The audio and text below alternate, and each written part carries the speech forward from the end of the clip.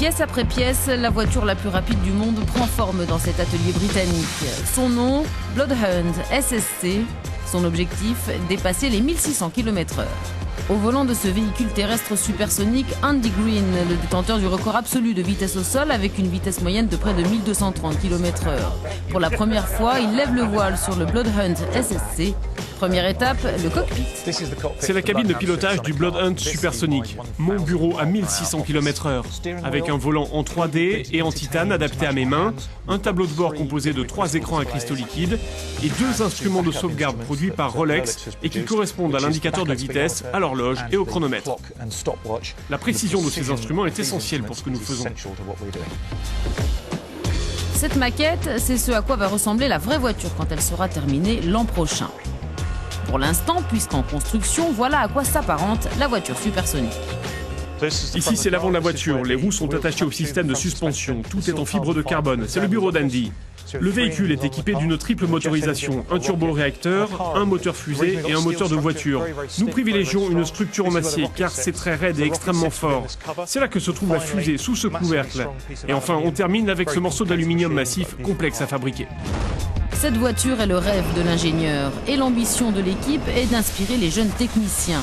Voilà pourquoi ici, rien n'est gardé secret.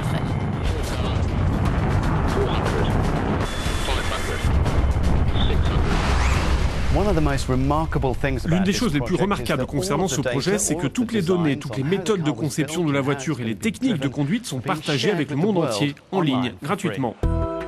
En plus d'offrir au public toutes ces informations, l'équipe se déplace aussi chaque année dans des centaines d'écoles pour présenter le projet.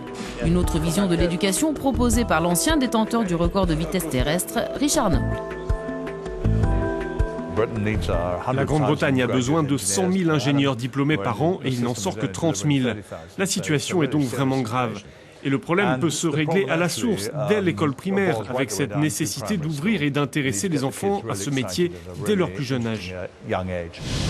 Une voiture qui développe une puissance d'environ 135 000 chevaux et peut aller plus vite qu'un avion de chasse ne peut qu'attirer l'attention.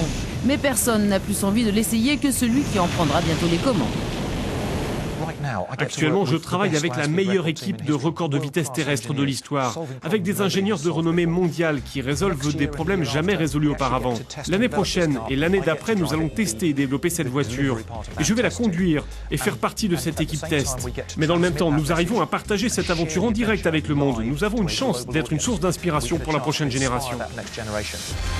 Dans moins d'un an, Bloodhound SSC devrait être opérationnel et prendra la direction de l'Afrique. Il ne restera plus alors à la voiture supersonique qu'à dépasser les 1600 km/h.